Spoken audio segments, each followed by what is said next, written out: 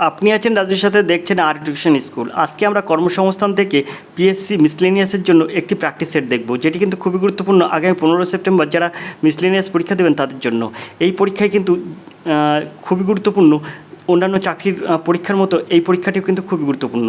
তো এই পরীক্ষাটি সহজে পাশ করতে হলে অবশ্যই আপনাকে সামান্য মনোযোগ সহকারে পড়তে হবে। আজকে আমরা এই কর্মসংস্থান থেকে পিএসসি মিসলেনিয়াসের জন্য অঙ্কের প্র্যাকটিস সেটটা দেখব।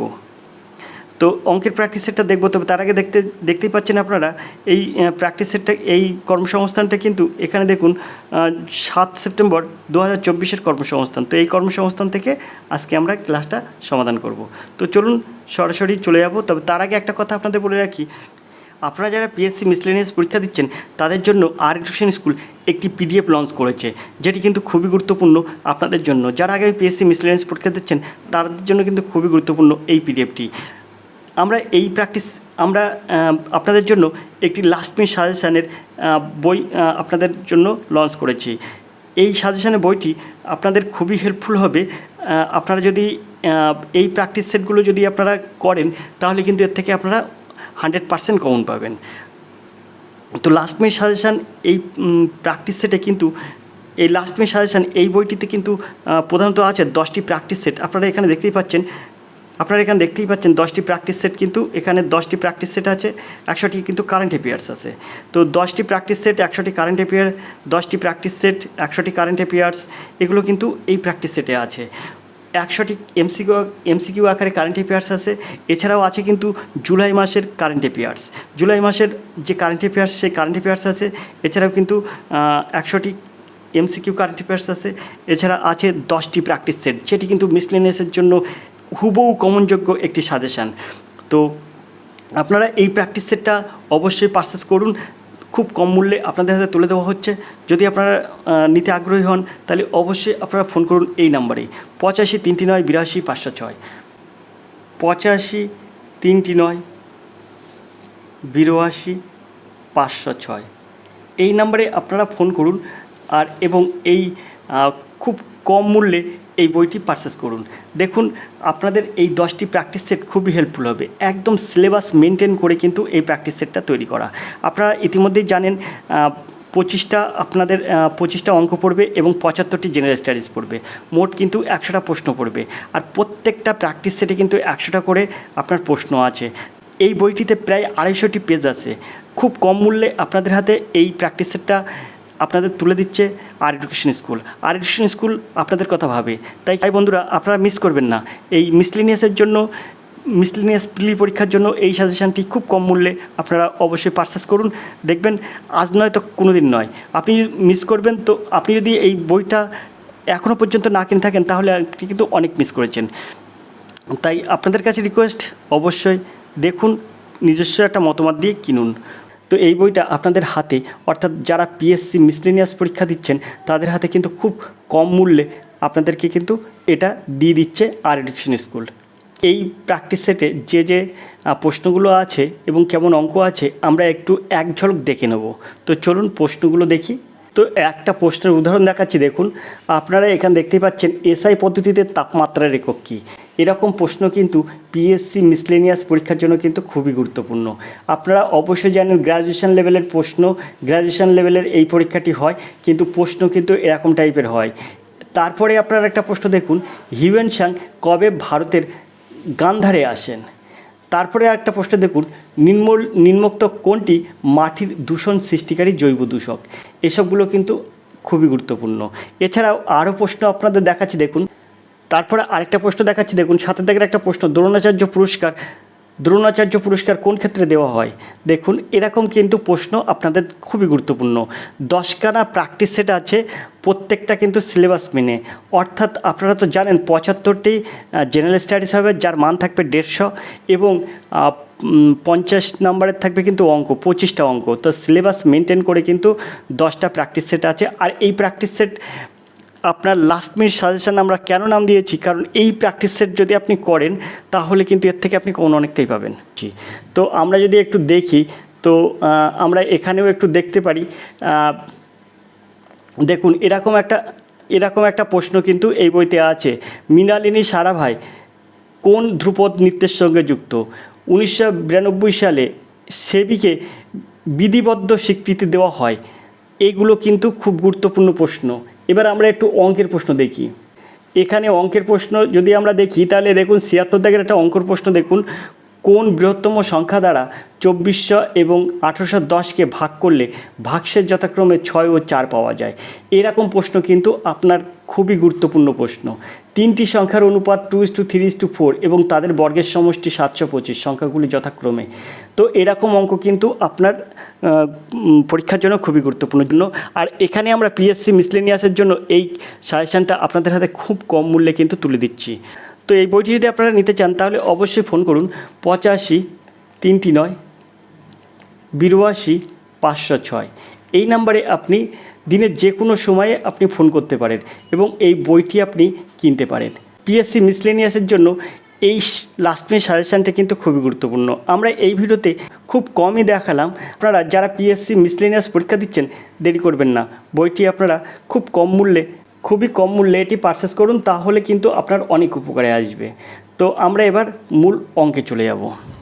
তো আমরা চলে এসেছি মূল প্র্যাকটিস সেটে। এখানে মূল প্র্যাকটিস সেটে যদি আমরা একটু জুম করে বড় করে দেখি তাহলে দেখতে পাবো, আপনারা অবশ্যই দেখতেই পাচ্ছেন যে এটি কিন্তু পিএসসি মিসলেনিয়াসের কিন্তু প্র্যাকটিস সেট। এই প্র্যাকটিস সেটটা আপনাদের জন্য কিন্তু খুবই হেল্পফুল হবে। যারা এখনও পর্যন্ত যারা আপনারা ১৫ তারিখের পিএসসি মিসলেনিয়াস পরীক্ষা দেবেন তাদের জন্য এই প্র্যাকটিস সেটটা খুবই গুরুত্বপূর্ণ হবে। তো আমরা এই প্র্যাকটিস সেটটা শুরু করব, তবে তার আগে প্রতিদিনের মতো যে কোনো পরীক্ষা দেওয়ার আগে আমাদের সিলেবাস, সময় এবং নম্বর বিভাজন সব কিছু দেখে নিতে হয়। তাই এই জায়গাটায় কী লেখা আছে আমরা একবার পড়ে নেব। তো এখানে যেটা লেখা আছে সেটা দেখতেই পাচ্ছেন। এখানে লেখা আছে পশ্চিমবঙ্গ পাবলিক সার্ভিস কমিশনের মাধ্যমে ২০২৩ সালের মিসলেনিয়াস সার্ভিসেস প্রিলিমিনারি পরীক্ষা হবে কিন্তু ১৫ সেপ্টেম্বর। মার্কিং করে রাখুন ১৫ সেপ্টেম্বর, অর্থাৎ রবিবারে কিন্তু আপনাদের পরীক্ষা হচ্ছে। এই পরীক্ষায় জেনারেল স্টাডিজ ও অ্যারিথমেটিক ২০০ নম্বরের একটি পেপার থাকবে। অর্থাৎ দেখুন ২০০ নম্বরের পরীক্ষা, ২০০ নম্বরের পরীক্ষা কিন্তু এই পরীক্ষাটি। আর আপনারা অন্যান্য যে চাকরির পরীক্ষা আছে এটিও কিন্তু কম গুরুত্বপূর্ণ চাকরি নয়, এটি কিন্তু এই ক্যাটাগরির মতো চাকরি। এখানে দেখুন মোট ১.৫ ঘন্টায় অবজেক্টিভ মাল্টিপল চয়েস টাইপের প্রশ্ন হবে। তারপরে কি লেখা আছে দেখুন, মোট ১.৫ ঘন্টায় অবজেক্টিভ মাল্টিপল চয়েস টাইপের প্রশ্ন হবে। অর্থাৎ আপনার ২০০ নম্বরের পরীক্ষার জন্য কিন্তু ১.৫ ঘন্টা থাকবে। অ্যারিথমেটিক গ্রুপের মাধ্যমিক মানের ৫০ নম্বরের ২৫টা জেনারেল স্টাডিজ। অর্থাৎ গ্র্যাজুয়েশন লেভেলের এই পরীক্ষাটি হলেও কিন্তু আপনার কিন্তু মাধ্যমিক লেভেলের প্রশ্ন হবে। মাধ্যমিক লেভেলে যেরকম প্রশ্ন হয় সেরকম টাইপের কিন্তু প্রশ্ন আপনাদের এখানে হবে। জেনারেল নলেজ ১৫০ নম্বরের ৭৫টি প্রশ্ন হবে। ৭৫টি প্রশ্ন ১৫০ নম্বর থাকবে, অর্থাৎ ২ নম্বর করে একটা প্রশ্ন থাকবে। নেগেটিভ মার্কিং আছে। এই পরীক্ষাটি যে ধরনের প্রশ্ন আসার সম্ভাবনা তেমনই এক সেট প্রশ্ন তৈরি করছেন KMDA আধিকারিক কমলেন্দু দাস। তো কমলেন্দু দাসের স্যার কিন্তু খুব ভালো প্রশ্ন করেন, ইনি কিন্তু সাজেশনমূলক একটু প্রশ্ন তৈরি করেন। তো চলুন আজকে কমলেন্দু স্যারের যে প্রশ্ন আছে এই পিএসসি মিসলেনিয়াসের জন্য, সেই মিসলেনিয়াসের কিন্তু আজকে আমরা অঙ্কের প্র্যাকটিস সেটটা সমাধান করব। সরাসরি আমরা চলে যাব মূল অঙ্কের প্র্যাকটিস সেটে। তো ৭৬ দাগের প্রশ্ন আছে ৭৫ সেন্টিমিটার উচ্চতা বিশিষ্ট একটি ফাঁপা চোঙ, যার বাইরে ও ভিতরের ব্যাস যথাক্রমে ৬ সেন্টিমিটার ও ১০ সেন্টিমিটার। ওই চোঙটি গলিয়ে একটি লম্ববৃত্তাকার শঙ্কু করা হলো, যার ভূমির ব্যাস ৮ সেন্টিমিটার। তবে সেই শঙ্কুর উচ্চতা কত হবে নির্ণয় করো। তা শঙ্কুর উচ্চতাটা আপনি মনে করবেন এইচ আপনি ছোটো হাতের দিতে পারেন, বড় হাতের দিতে পারেন। এইচ হচ্ছে ছোটো হাতের, ধরুন 8 সেন্টিমিটার হচ্ছে শঙ্কুর উচ্চতা। এখন এই যখন লম্ববৃত্তাকার চোঙ ছিল তখন কেমন ছিল, এরকম ছিল, ফাঁপা ছিল, এরকম ফাঁপা ছিল। তার মানে এই জায়গা থেকে এটা মনে করুন এই সেমভাবে এইটা কিন্তু এরকম ফাঁপা ছিল। আশা করি বুঝতে পারছেন। তো এই যে এটা ফাঁপা, তাহলে এটা কিন্তু নিরেট আছে। এবার এই জায়গাতে এইটা কিন্তু ৬, এই জায়গাতে এটা ব্যাস ৬, আর এই জায়গাতে এই পর্যন্ত ব্যাস হচ্ছে ১০। তাহলে আমরা এখানে ব্যাসার্ধ নেব, কারণ ব্যাসার্ধ লাগে এইসবগুলো করতে গেলে। তাই এখান থেকে আমরা এটাকে ৩ নেবো, আর এই জায়গার থেকে এটা নেব ৫। আশা করি আপনারা বুঝতে পারছেন। এখানে ৩ আর ৫ দিলাম। এখন প্রথম যখন বৃত্তটা ধরবো তখন বড় বৃত্তটা হলে ৫ ব্যাসার্ধ, ছোটো বৃত্তটা হলে ৩ ব্যাসার্ধ। এখন এখানে লম্ববৃত্তাকার চোঙের ক্ষেত্রফল কত? লম্ববৃত্তাকার চোঙের ক্ষেত্রফল হচ্ছে πr²h, πr²h। আর কত? আর হচ্ছে ৫, আমি বলে দিয়েছি বড়টার ক্ষেত্রে 5² আচ্ছা, মাইনাস বড়টার থেকে ছোটোটা বিয়োগ হয়ে যাবে, πr²h 3 স্কোয়ার এইচ, এইটা সমান সমান কি, এইটা যেটা বাদ বড়টার থেকে ছোটো বাদ দিয়ে যেটা থাকবে সেইটাই তো নিরেট একটা লোহা ছিল, সেই লোহাটা কি করেছে গলিয়ে একটা লম্ববৃত্তকার শঙ্কু তৈরি করেছে। তো গলিয়ে লম্ববৃত্তকার শঙ্কু তৈরি করলে তার ভূমির ব্যাস হয়েছে 8 সেন্টিমিটার। তাহলে এখানে শঙ্কুর ক্ষেত্রফলের সূত্র কি, শঙ্কুর ক্ষেত্রফলের সূত্র কিন্তু 1/3 পাই আর স্কোয়ার এইচ। তাহলে আমি 1/3 দিলাম, পাই দিলাম, আর স্কোয়ার, আর মানে কত, এই যে 8 হচ্ছে ব্যাস, তাহলে 4 হচ্ছে ব্যাসার্ধ, তাহলে 4 স্কোয়ার ইন্টু এইচ। এই এইচটা এখানে যেহেতু ছোটো হাতের এই দিয়েছি, তাই এই এইচটা আমি একটা বড়ো হাতের দিয়ে দিই। তাহলে এখানেও আপনি এইচটা বড় হাতের দেবেন। এখন এটা তো কোনো ব্যাপার না, এখানে আপনার উত্তর বার করতে হবে। তো এখান থেকে যদি আমরা ক্যালকুলেশন করি তাহলে পাই, আর এখানে পাই মানে কত 22/7 ইন্টু এখানে এইচ কত, এইচ হচ্ছে 7.5 সেন্টিমিটার, তো এখানে আপনি 7.5 দিয়ে দিলেন। এটা কিন্তু দুই ক্ষেত্রে কমন আছে, তাই কমন দিয়ে দিলাম এখানে। আর এবার এখানে দেখুন এই আর স্কোয়ার পড়ে আছে, মানে আর স্কোয়ার মানে কত 5, 5 স্কোয়ার মানে কত 25, আর এখানে 3 থেকে 9। এবার এই সমান সমান কী হবে, সমান সমান এখানে কিন্তু 1/3 ইন্টু পাই, পাই মানে কত 22/7, তো আমরা এখানে 22/7 দিলাম ইন্টু 4 4 16 ইন্টু এইচ। তো এটা যদি আমি ক্যালকুলেশন করি, এখানে 16 আর এই 1, 16 কে 16 এইচ বাই 3, এইটা সমান সমান কত, এখানে হচ্ছে 25 থেকে 9 বাদ দিলে থাকে কত 16 আর 75 গুণ হয়ে যায়, 16 গুণ 75। এই 16 আর এই 16 কাটবে, তাহলে এই সমান সমান কত, 3 5 15, 5 7 1, 3 7 21 1 22, দেখুন 225 হচ্ছে। এখন প্রশ্ন হচ্ছে এখানে 225 হচ্ছে, তাহলে এই যে 75 সেন্টিমিটার আছে না, এখানে 7.5 সেন্টিমিটার, এটা কিন্তু 75 সেন্টিমিটার না, 7.5 সেন্টিমিটার। তাহলে এখানেও যদি 7.5 সেন্টিমিটার হবে, সেই ক্ষেত্রে আপনার এই যে 22.5 হবে। তো এই সমান সমান 22.5, অর্থাৎ দ্বিধাক হবে সঠিক উত্তর। এই অঙ্কটা আপনি এর থেকে সহজভাবে আর করতে পারবেন না। এবার আমরা 77 দাগের এই অঙ্কটি দেখব। 81 গুণ 82 গুণ 83 গুণ 84 গুণ ডট ডট দিয়ে দেখুন গুণ 99। তো একটা জিনিস এখানে আপনি মনে রাখবেন যে এখানে 81 থেকে 84 পর্যন্ত এসছে, তারপর 85, 86, 87, 88, 89, 90 আছে, 91, 92, 93, এরমভাবে 99 পর্যন্ত। তো এর মাঝখানে যখন 99 এর মাঝের কোনো একটা সংখ্যা যদি 90 থাকে, তাহলে দেখুন এর এককের স্থানের অঙ্ক কিন্তু 0। তো এই শূন্যর সাথে যা গুণ করবেন তাই কিন্তু 0 হয়ে যাবে। অর্থাৎ এখানে বলেছে না একক স্থানাঙ্ক কত, তো একক স্থানাঙ্ক হচ্ছে 0, অর্থাৎ এর দাগ হবে সঠিক উত্তর। আশা করি আপনারা বুঝতে পেরেছেন। তো এবার আমরা 78-এর এই অঙ্কটি করব। দুই অঙ্কের একটি নির্দিষ্ট সংখ্যা তার অঙ্কের যোগফলের 3 গুণ। সংখ্যাটির সঙ্গে 45 যোগ করা হলে সংখ্যাটি বিপরীত হয়। সংখ্যাটি অঙ্ক দুটির বর্গের যোগফল কত? এখানে যে অপশানগুলো আছে তার মধ্যে আপনাকে বার করতে হবে বর্গের যোগফল কত। তো স্বাভাবিক নিয়মে আপনার এখানে যে সংখ্যাগুলো আছে তার মধ্যে 45-এর ওপরে আপনাকে আসতে হবে। প্রথম কথা এই যে 45-এর নিচে কখনো হবে না সংখ্যা দুটির যোগফল। এবারে সেই ক্ষেত্রে আপনার এখানে আছে 41, আর এইগুলো আছে 45, 53, 64। 45 কখনো হবে না, কারণ 45 হয়েছে যোগফল, তাহলে সংখ্যা দুটির যোগফল 45, তাহলে এটা হবে না, তাহলে এ আর বি হবে না। আর এরকম ক্ষেত্রে আপনি সবসময় একটা জিনিস মনে রাখবেন, সবসময় যে 45-এর ওপরে তো হবে, তার বাদেও কিন্তু আপনার সেটা বিজোড় সংখ্যা হতে পারে, যেরকম জোড়ও হতে পারে বিজোড়ও হতে পারে। তা আমরা এখানে একটা জিনিস দেখব 5 আর 3 অর্থাৎ 53। এই যে এই 53 সংখ্যাটা বলছে সংখ্যাটির অঙ্ক দুটির বর্গের যোগফল কত, এবং সংখ্যা দুটির অঙ্কের যোগফল হচ্ছে আমি 53 মনে করছি। এখন 53 তো মনে করছি, এবারে দেখি এই জায়গাটায় চলে যায়। এরকম যদি অঙ্ক পড়ে আপনি কখনও পরীক্ষার হলে বসে থেকে বাড়ি আসবেন, কিন্তু আপনি করতে পারবেন না। কিন্তু এই অঙ্কগুলো কিন্তু খুব সহজে আপনাকে সমাধান করে দিচ্ছি একদম দেখার সাথে সাথে। কীভাবে আপনি দেখুন অপশান টেস্ট করবেন, কি করবেন দেখুন, আপনি সেইভাবে কিন্তু সহজেই করতে পারবেন। ধরুন মনে করুন একটা সংখ্যা 2, এটা আমি ধরে বলছি, আর একটা সংখ্যা মনে করুন 7। তাহলে এই দেখুন কি হচ্ছে সংখ্যাটি হচ্ছে কিন্তু 27। বলছে কি 2 অঙ্কের একটি নির্দিষ্ট সংখ্যা, দেখুন 27 একটি 2 অঙ্কের নির্দিষ্ট সংখ্যা। এই সংখ্যা তার অঙ্কের যোগফলের 3 গুণ। অঙ্কের যোগফল অর্থাৎ এই দুটো যোগ করলে কত হয়, 7 আর 2 যোগ করলে 9 হয়। আর 9কে যদি আপনি 3 দিয়ে গুণ করেন তাহলে 3 9 27 হয়। বুঝতে পারছেন অবশ্যই। তাহলে এখানে কিন্তু জিনিসটা মিলে যাচ্ছে, আমার 2 আর 7ই হচ্ছে। এখন বলছে সংখ্যাটির সঙ্গে 45 যোগ করুন, অর্থাৎ এই 7 যদি সংখ্যা হয় তার সঙ্গে 45 আপনি যোগ করুন। যোগ করলে আপনার কত হবে? তো 7 আর 5 12, 2 হাতে 1, 4 একে 5, 5 আর 2 7, অর্থাৎ কত হচ্ছে? 72 হচ্ছে। যখন 45 যোগ করা হলো তখন সংখ্যাটি বিপরীত হবে, তাই 27টা উল্টে গেলেই 72 হবে। আশা করি আপনারা বুঝতে পেরেছেন। তাহলে এটা কিন্তু আমরা সঠিক পথেই এগুচ্ছি। এবার বলছে সংখ্যাটির অঙ্ক দুটির বর্গের যোগফল কত? তা বর্গের যোগফল অর্থাৎ 27-এর বর্গ কত হবে?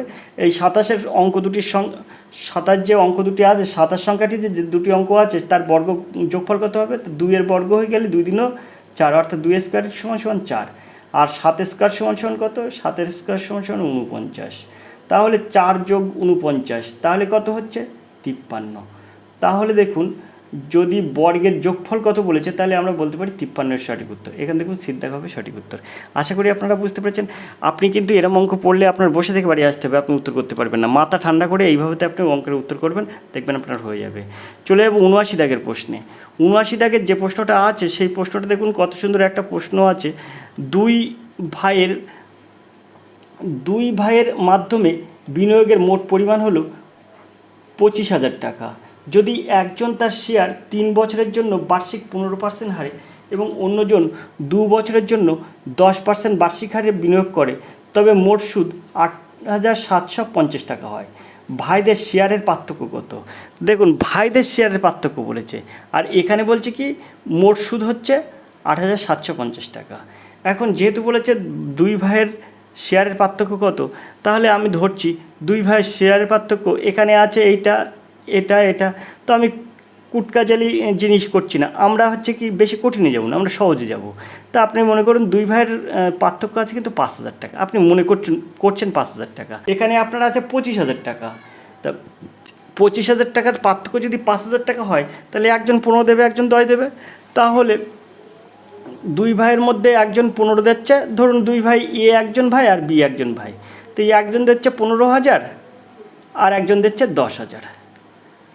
এই পর্যন্ত তো আপনারা বুঝতে পারছেন। এবার বলছে যদি একজন তার শেয়ার 3 বছরের জন্য বার্ষিক 15% হারে এবং অন্যজন 10% হারে বিনিয়োগ করে, তাহলে মোট সুদ হয় 8,750 টাকা। তা ঠিক আছে, এই 15,000 টাকার 3 বছরের সুদ কত আমরা দেখে নিই। 3 বছরের 15% হারে যেটা দিচ্ছে, 3% হারে মানে PTR/100। তো পি আমার 15, টি কত 3, আর কত, আর হচ্ছে এখানে 15, আর এখানে 100। তার এই শূন্য কেটেই দিলাম। যদি তাই হয় তাহলে এবার আমরা এখানে এটা গুণ করতে পারি। তাহলে এখানে আমরা যদি গুণ করি, তা 15 225, 225কে 3 দিয়ে গুণ করলে কত হবে? 3 5 15, 5 হাতে 1, 3 22 66 আর 1 67। মধ্যে কটা শূন্য থাকে? আপনি তো 2 শূন্য কেটেই দিয়েছেন, তাহলে এই একটা শূন্য থেকে যাবে, 6,750 টাকা। ঠিক আছে, এই বিটার ক্ষেত্রে কত হচ্ছে দেখি। বিটার ক্ষেত্রে হচ্ছে কিন্তু 2 বছরের জন্য 10% হারে। PTR/100 আপনি জানেন, অঙ্কের সুদের সূত্র জানেন, PTR/100। তা পি কত? পি 10,000। এখানে 15,000, পি 10,000, এটা কিন্তু 10,000। তো ইন্টু টি কত? টি হচ্ছে 2 বছর, ইন্টু আর কত? 10, আর নিচে হয়ে যাবে 100। এই শূন্য। এবার দেখুন 10 দিনও 20, অর্থাৎ 2,000। তাহলে বির সুদ হচ্ছে 2,000, এর সুদ হচ্ছে 6,750। তাহলে 6 আর 2 8, 8,750 টাকা হচ্ছে দুইজনের সুদ। তো দেখুন সেটাই কিন্তু দেওয়া আছে। তাহলে আপনি চোখ বুঝি বলতে পারেন বিদ্যা হবে সঠিক উত্তর। কোনো কুটকাজালি অঙ্ক করার দরকার নেই। তাই বারবার করে আপনাদের কাছে রিকোয়েস্ট করছি, আমরা যে সাজেশান বইটা আপনাদের জন্য নিয়ে এসেছি, এই সাজেশান বইটা আপনারা একবার পারচেস করুন, দেখবেন খুব কম মূল্যে এই সাজেশনটা আপনাদের হাতে তুলে দিচ্ছি। আপনি প্র্যাকটিস করুন, অঙ্ক সম্পর্কে সব কিছুই আপনি কিন্তু ভালোভাবে সমাধান করতে পারবেন। এখানে আমাদের কাছে যদি ওই সাজেশনটা আপনারা নিতে চান তাহলে ফোন করুন এই নাম্বারে 85 309 82 506। এই নাম্বারে আপনি ফোন করুন এবং খুব কম মূল্যে ওই বইটি আপনি গ্রহণ করুন। আমরা চলে যাবো 60 দাগের এই প্রশ্নে। অঙ্কগুলো আপনাদের শুধুমাত্র একটু চোখে আঙুল দিয়ে দেখিয়ে দেবো মতো অঙ্ক করে দেবো, খুব সহজে নিমেষে সমাধান হবে। 3 দাগের অঙ্ক আছে, 80 দাগের অঙ্ক আছে। 3-এর ক্রমিক 6টি গুণিতকের গড় হলো 13.5। তাহলে ক্ষুদ্রতম ও বৃহত্তম সংখ্যার গুণফল বের করুন। এখানে কিন্তু কি বলেছে, এখানে বলেছে কিন্তু 3-এর ক্রমিক 6টির গুণিতকের গড় হলো 3-এর ক্রমিক। তার মানে আপনি 3-এর ক্রমিকটা আপনি কীভাবে বার করবেন? একটা মনে করুন n, তারপরে আরেকটা হবে n+3, তারপরে n+6, তারপরে n+9। এইভাবেতে কিন্তু 3-এর মানে ক্রমিক বার করতে হয়। তাহলে এটা হচ্ছে একটা গেল, দুটো গেল, তিনটে গেল, চারটে গেল। এখানে বলেছে পরপর 6টা না, এখানে বলেছে তো আপনার কটা বলেছে? এখানে বলেছে 6টি। এ দেখুন এখানে 6টি আছে। তাহলে এখানে n+9, তারপরে n+9 আর 3 12, তারপরে n+15। তো এইভাবেতে কিন্তু আপনার এই 3-এর ক্রমিকটা আমরা বার করলাম। এখন এখানে বলেছে কি যে আপনার এই 6টি গুণিতকের গড় হলো এই 3-এর ক্রমিকের পরপর 3-এর ক্রমিকের 6টি গুণিতকের গড় হলো 13.5। তা এটার যদি গড় 13.5 হয়, ভালো করে বুঝবেন, এটা যদি গড় 13.5 হয় তাহলে মোট কত হবে? তাহলে 6টা সংখ্যার মোট কত হবে? তো এটা হবে 5×6 30, এখানে 6 দিয়ে গুণ করতে হবে।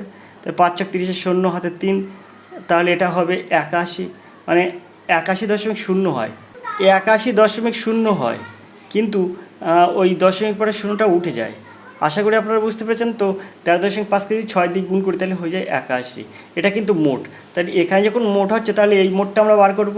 এই n প্লাস এগুলো সব বার করলে কত হবে? একটা, দুটো, তিনটে, চারটে, পাঁচটা, 6টা n, তাহলে এখানে হয়ে যাবে 6n প্লাস এখানে কত হবে? তাহলে এখানে 3 আর 6 9 আর 9 18, 18 আর 30, 30 আর 15 45, তাহলে এখানে হয়ে যাবে 45। এটা সমান সমান কত? এটা সমান সমান ওই 6টি সংখ্যার গুণফল, এই 6টি সংখ্যার যোগফল, অর্থাৎ কত হবে? 6 দিয়ে 13.5কে গড়কে 6 দিয়ে গুণ করলে, অর্থাৎ গড়কে যদি আপনি এই সংখ্যার যে কটা সংখ্যা, অর্থাৎ গড়কে যদি আপনি এই 6 দিয়ে গুণ করেন তাহলে এটা মোট হয়ে যেতে, সেটা মোট কত? 81। তো এখানে আমরা কিভাবে বার করব? এখানে 6n সমান সমান 81 বিয়োগ 45। এখন এখান থেকে 6n সমান সমান 5 আর কত হলে 11, 6 হলে 11, 4কে 5, 5 আর কত হলে 8, 3 হলে 8। তাহলে n সমান সমান কত হচ্ছে? তাই 36/6, অর্থাৎ 6 হবে উত্তর। তাই n সমান সমান যদি 6 হয় তাহলে এখানে আপনার কি বলেছে? এখানে আপনার বলেছে ক্ষুদ্রতম ও বৃহত্তম সংখ্যার গুণফল বার করুন। তাহলে ক্ষুদ্রতম সংখ্যা হচ্ছে কত? 6। আর বৃহত্তম সংখ্যা কত হবে? এখানে n+15 আছে, তাহলে 15 আর 6 21। তাহলে 21 আর 6 যদি আপনি গুণ করেন তাহলে কত হবে? 6 1 6, 6 3 12, অর্থাৎ 126। আশা করি আপনারা বুঝতে পেরেছেন। চলুন আমরা ওই পেজে চলে যাই, দেখি 80 দাগের উত্তর কী আছে। তো আমরা চলে এলাম পরের পেজে। দেখুন এখানে সঠিক উত্তর আছে 126, এর দাগ হবে সঠিক উত্তর। আশা করি আপনারা বুঝতে পেরেছেন। 81 দাগের অঙ্ক দেখব। যদি a:b = 9:7 হয় তাহলে 7a + 9b = 9a - 7b এর মান কত? তো এই অঙ্কটা আপনি কীভাবে সহজে সমাধান করবেন? তো আমরা এখানে এরমভাবে লিখব, a/b = 9/7 = k। এটা কেটা কে ধরি, হ্যাঁ, তাহলে a সমান সমান আমরা লিখতে পারি 9k আর b সমান সমান 7k। এই অঙ্ক কিন্তু ক্লাস 10-এর বইতে আছে, এটা কে মেথডের অঙ্ক বলে। তো এখানে আমরা কি পাবো? এখানে 9a + 9b, এখানে আছে 7a + 9b। তো 7 এর মান কত? এর মান এখানে কিন্তু আছে 9k। তাহলে এখানে 7 × 9k, তারপর প্লাস 9b, 9b মানে এই 9টা বসালাম। এবার বির মান কত? বির মান × 7k। আর এই যে ইস্টুর জায়গায় এখানে আমরা নিচে বসে দিলাম, এখানে আছে 9a, তাহলে এখানে 9 এর মান 9k, তাই × 9k। তারপরে এইখানে যে মাইনাস আছে, মাইনাসটা মাইনাস দেবো, তারপর 7 দেবো, তারপরে বি আছে, বির মান কত? বির মান 7k, তাই × 7k। এখন এই জায়গা থেকে পরিষ্কার কিন্তু এই অঙ্কটা সমাধান হয়ে যাবে। এখানে 7 × 63k, এখানেও 7 × 63k, তাহলে 63 আর 63 কত হবে? 126 হয়ে যাবে, 126k। আর নিচে হয়ে যাবে কত? 9 × 81, 7 × 7 = 49। 81 থেকে 49 বাদ দিলে কত হবে? 81 থেকে 49 বাদ দিলে 32 হয়ে যাবে, 32K। এখন এই কে আর এই কে কেটে দেবো, আর এখানে যদি আমরা 2 দিয়ে যদি আমরা কাটি তাহলে 16 দিনে 32, আর এখানে হয়ে যাবে আপনার হচ্ছে 126, 2 দিয়ে কাটলে হয়ে যাবে 63। তাহলে এই কে আর এই কে কিন্তু কেটে যাবে, আর এখানে 63 মানে 63:16 হয়ে যাবে। আশা করি আপনারা বুঝতে পেরেছেন, অর্থাৎ বিদ্যাক হবে সঠিক উত্তর। আমরা 82 দাগের এই অঙ্কটা দেখব। 82 দাগের অঙ্ক আছে, একজন ব্যক্তি একটি দ্রব্য কিনে 10% লাভে বিক্রি করেছেন। তিনি যদি এটি 20% কম দামে কিনে 10 টাকা বেশি দামে বিক্রি করতেন, তবে তিনি 40% লাভ করতেন। দ্রব্যটির ক্রয় মূল্য কত? তো দ্রব্যটির ক্রয় মূল্যের মধ্যে দেওয়া আছে, দেখুন এই অঙ্ক বেশি ঘাসাতে হয় না, এখানে সহজেই উত্তর পাওয়া যায়। এরকম অঙ্ক আপনি সহজেই উত্তর থেকে ক্যালকুলেশন করতে পারবেন, বেশি আপনাকে ঘাসাতে হবে না। এখানে দেখুন বলছে কি যে এখানে আপনি একটা ছোটো ক্লু দেখুন, 10% লাভে বিক্রি করেছেন। 10% লাভে যদি বিক্রি করেন তাহলে বলেছে দ্রব্যটির ক্রয় মূল্য কত। তা আপনি মনে করুন দ্রব্যটির ক্রয় মূল্য হচ্ছে, এইখানে মনে করুন 500 টাকা আপনার দ্রব্যটির ক্রয় মূল্য। তো দ্রব্যটির ক্রয় মূল্য যদি 500 টাকা হয়, তাহলে লাভ করে যদি ক্রয় মূল্য 500 টাকা, 10% লাভে বিক্রয় মূল্য কত? তা 500 টাকায় 100 টাকায় 10 টাকা লাভ হলে 500 টাকায় 50 টাকা লাভ হয়। সেই ক্ষেত্রে ক্রয় আমি ধরছি কত? ক্রয় 500, বিক্রয় 550। এখান থেকে লাভ কত হচ্ছে? লাভ 50। আশা করি আপনারা বুঝতে পেরেছেন। এইবারে বলছি কি, তিনি যদি এটি 20% কম দামে কিনেন, অর্থাৎ 500 টাকার জায়গায় 20% কম দামে কিনতো, তাহলে 500 টাকার 20% কম মানে কত? 10% কম মানে 50, 20% কম মানে 100। 100 টাকায় যদি 20 টাকা কম হতো, তাহলে 500 টাকায় 100 টাকা কম হবে। সেই ক্ষেত্রে ক্রয় মূল্য হবে কত? 400 টাকা। 20% কম হলে কিন্তু ক্রয় মূল্য হয়ে যাবে 400 টাকা। আর এখানে বলছে কি, সেই ক্ষেত্রে কী করতো? সেই ক্ষেত্রে আরও 10 টাকা বেশি দামে বিক্রি করতেন। তার মানে আগে 550 টাকায় বিক্রি হচ্ছিল, এখন কত হবে? 560 টাকায়। 560 টাকায় বিক্রি হবে। বিক্রি করলে তিনি কত পার্সেন্ট লাভ করেন? 40% লাভ করেন। তাহলে এখান থেকে 40% লাভ করতে পারছি কিনা আমরা দেখব। তা এইখান থেকে যদি আমরা বিয়োগ করি, 560-এর থেকে 440 বিয়োগ করলে থাকে 160। 160 টাকা কিন্তু দেখুন 40% লাভ। তার মানে কি, এই 160 টাকা কিন্তু 40% লাভ হচ্ছে। 400 টাকায় 40% লাভ করতে গেলে কী করতে হয়? যদি ক্রয় মূল্য 400 টাকা হয়, 40% লাভ করতে গেলে কিন্তু 40/100 দিয়ে গুণ করতে হয়। তো এই দুটো শূন্য কেটে যায়। তো দেখুন 4×4 = 16, অর্থাৎ 160 টাকা। এই 160 টাকা কিন্তু লাভই হচ্ছে। আশা করি আপনারা বুঝতে পারছেন, তার সিদ্ধাক হবে সঠিক উত্তর। এই অঙ্ক বেশি ঘাঁচাতে হয় না, এমনি আপনি যদি এরকমভাবে শেখেন, এরকমভাবে আপনি যদি দেখেন, তাহলে আপনি নিজেই বুঝতে পারবেন যে এর উত্তর হবে এটা। কত সুন্দরভাবে এই অঙ্কগুলো সমাধান করলাম। এবার দেখুন 83 দাগের এই অঙ্কটা দেখুন, বার্ষিক কত শতাংশ হারে চক্রবৃদ্ধি সুদে 3 বছরে 10,000 টাকার 13,310 টাকা হবে। মানে এটা উত্তর চেয়েছে কি, কত শতাংশ হারে, অর্থাৎ সুদের হারটা আপনাকে জানতে চেয়েছে। চক্রবৃদ্ধির যে সুদ হবে, সেই সুদের হারটা আপনাকে জানতে বলে চেয়েছে। তো অঙ্কগুলো খুবই সহজ। দেখুন এটা আমি কীভাবে করছি। আপনারা মনে করবেন যে অঙ্ক থেকে ভয় পেলেই হবে না, অঙ্ক আপনি সহজেই বার করতে পারবেন। শুধু চক্রবৃদ্ধি সুদের সূত্র জানেন, চক্রবৃদ্ধি সূত্রের সূত্র যদি আপনি না জানেন, তাহলে আমি একটু আপনাকে জানিয়ে দিচ্ছি। দেখুন এই P×1 + R/100 মাথায় T, এটা কিন্তু চক্রবৃদ্ধি সুদ। চক্রবৃদ্ধি মানে সমূল চক্রবৃদ্ধি সুদ না, সমূল চক্রবৃদ্ধি। তো সমূল চক্রবৃদ্ধির সূত্র কিন্তু এইটাই, P×1 + R/100 মাথায় T = সমূল চক্রবৃদ্ধি। তা আমি সেটাই করব। আমি প্রথমে এরকম করব, 1 + R/100। সুদের হারটা কিন্তু আর ধরেছি, এই যে সুদের হার বলেছে, সুদের হারটা আর ধরছি। মাথায় টি কত বলেছে? 3 বছর বলেছে, তো 3টা আমরা এখানে বসিয়ে দিলাম। আর এইবার আমরা এখানে কি করব, পিটা কিন্তু দেইনি, আমরা এখানে কিন্তু বলেছে 3 বছরের সুদে আসলে কত হচ্ছে? 13,310। মানে সমূল হচ্ছে 13,310, অর্থাৎ সুদে আসলে হচ্ছে 13,310। এইটা তো এই জায়গাটা লিখে দিয়েছি। আর এই যে পিটা দেইনি, সেই পিটা কিন্তু এই নিচে বসিয়ে দিতে পারি, একের চান্সে এটা নিচে বসিয়ে দিতে পারি। এখন দেখুন এই যে আমি এই শূন্যটা কাটতে পারি। আশা করি আপনারা বুঝতে পারছেন, এই শূন্য কাটা যাবে। কাটা গেলে এখন আপনাকে এটা একদম আপনার কি বলবো, এখানে মাথায় 3 আছে তো এখানেও কিন্তু ক্যালকুলেশানে আপনার এখানে 3 মানে মাথায় 3 আনতে হবে। সেই ক্ষেত্রে আপনি এরকম করতে পারেন 1 + r/100 মাথায় 3, আর এটা 11/10 মাথায় 3। দেখুন একদম আপনি কিন্তু ক্যালকুলেশন সোজাই চলে আসলো। হবেই, এরকম জিনিস হবেই, আপনি একটু ভাবলে এটা হবেই। 11কে যদি 3 বার গুণ করা হয় মানে 11 × 11 × 11, তাহলে কিন্তু এই 1331 হয়। 10কে যদি 3 বার গুণ করা হয় অর্থাৎ 10 × 10 × 10, তাহলে কিন্তু 1000 হয়। আশা করি আপনারা বুঝতে পেরেছেন। এবার আমরা অ্যাকশানসে এই দুটো তুলে দিতে পারি, মানে উভয় পক্ষে ওই ঘনটা তুলে দিলাম, দিলে এখানে আমরা 1 এই r/100টা রেখে দিলাম, দেওয়ার পরে এখানে 11/10টা থেকে গেল। এই একটা কি হলো, একটা এই পাশে আমরা মাইনাস দিয়ে দিলাম 1। এবার এখান থেকে আমরা একটা ক্যালকুলেশন করব। দেখুন সহজেই কিন্তু আপনি এর ক্যালকুলেশন বার করতে পারবেন, খুব জটিল না, কিন্তু আপনাকে শুধুমাত্র একটু ভাবতে হবে। আপনার পিএসসি মিসলেনিয়াসের যে পরীক্ষাটা আপনি দেবেন, যদি আপনি মনে করেন যে অঙ্কে আমার নাম্বার পেতে হবে, সরাসরি আমাকে ফোন করুন। আপনি যে অঙ্ক বুঝতে পারছেন না, সরাসরি ফোন করুন। ফোনের নম্বর তো আপনার দিয়ে দিলাম 85 382 506। দেখবেন সহজে যে কোনো অঙ্ক আপনাকে সহজে বলে দেবো। যে অঙ্ক আপনার ক্যালকুলেশনের দরকার নেই, আপনি এইরকম করবেন, আপনি দেখবেন মাথার মধ্যে নিয়ে আসতে পারবেন। এবার দেখুন এখানে 11 হলো, বিয়োগ এখানে 10 হয়ে যাবে, কারণ 10 1 কে 10 হয়ে যায়। এবার আপনি এখান থেকে কি করবেন, এই 10 আর এই 100 কাটুন, তাহলে 10 হয়ে যাবে। এখানে কিছু না মানে 1 আছে, আর 1কে আর করবো। আর এখানে দেখুন 11 থেকে 10 বাদ দিলে 1 থাকে, সেই 1টাই 10-এর সাথে গুণ হলে 10 1 10। তো আর এর মান কত হলো, অর্থাৎ সুদের হার কত হলো, 10%। তো দেখুন এখানে কিন্তু এর দেখা হবে সঠিক উত্তর।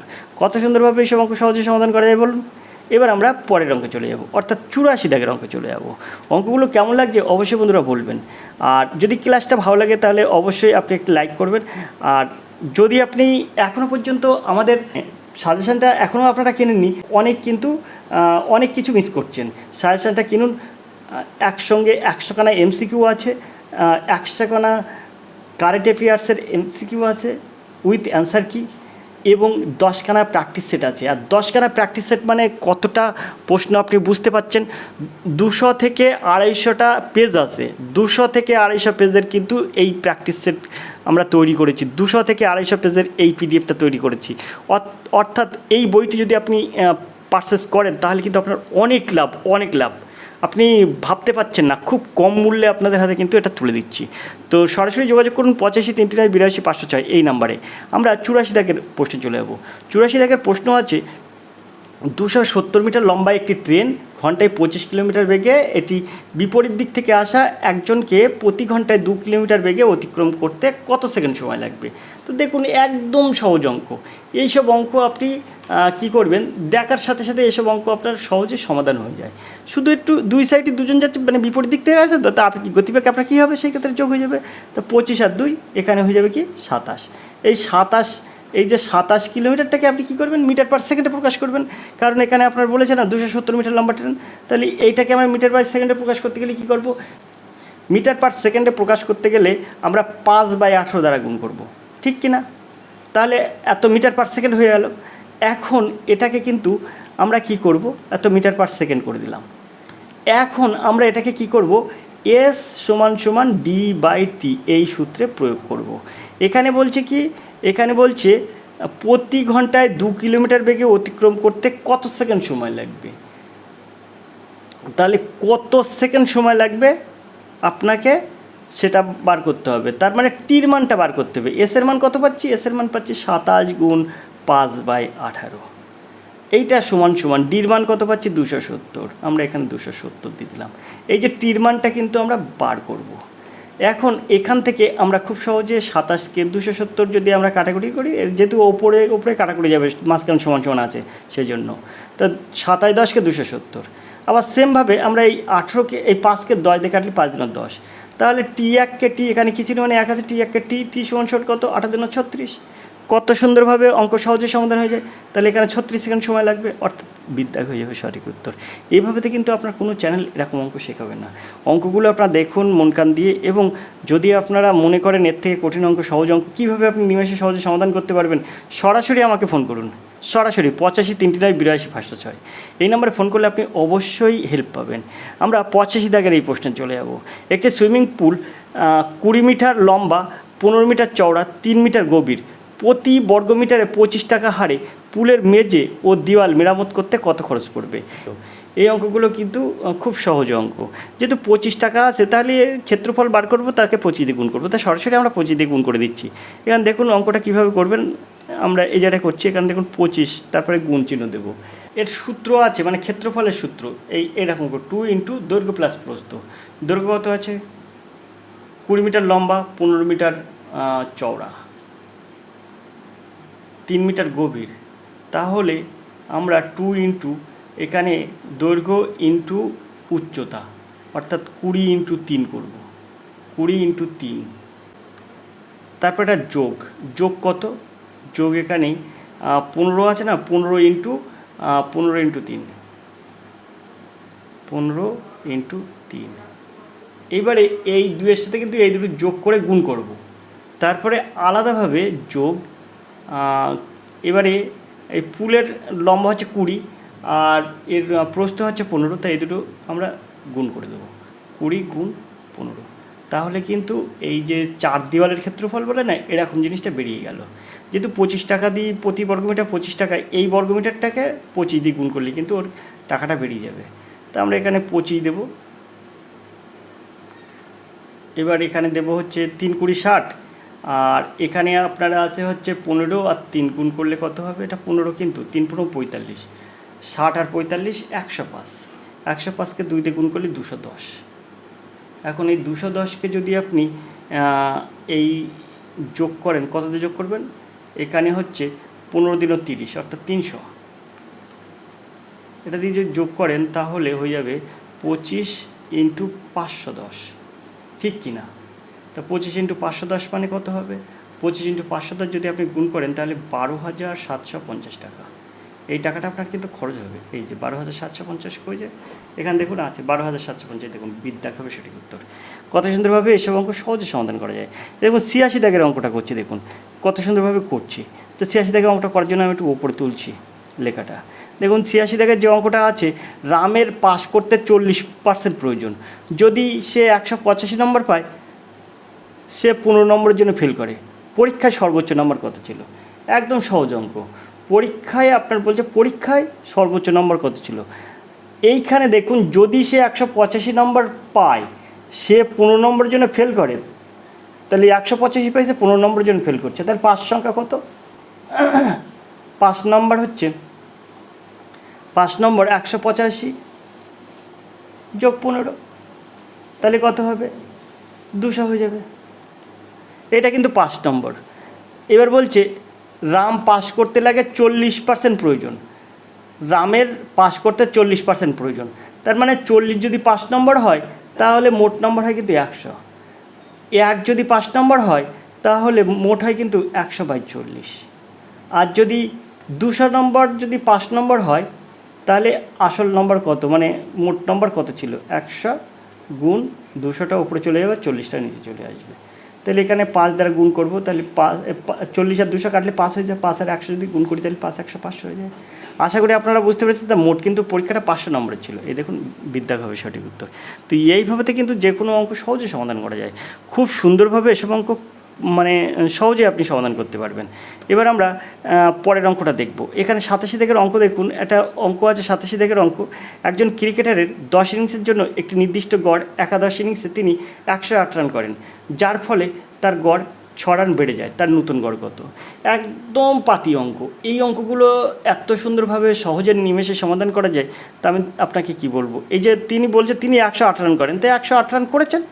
এই যে এইবার দেখুন বলছে কি, যার ফলে তার গড় 6 রান বেড়ে যায়। নূতন গড় কত? তো নূতন গড় কত হবে? তার থেকে 108 থেকে আপনি বিয়োগ করবেন। কত বিয়োগ করবেন? যেহেতু গড় করেছে 6 রান, এইখানে 10 ইনিংসের জন্য, তাহলে এই 6 10 60, অর্থাৎ 10 গুণ 6, শেষের ইনিংসের সঙ্গে যেটা হয় সেটা গুণ করতে হয়। এখানে 108 বিয়োগ, এই দেখুন 108 বিয়োগ 6 10 60, তাহলে কত হচ্ছে? 48। তা এখানে সঠিক উত্তর হয়ে যাবে 48। নতুন গড় কত? 48। এর দাগ হবে সঠিক উত্তর। আশা করি আপনারা বুঝতে পেরেছেন।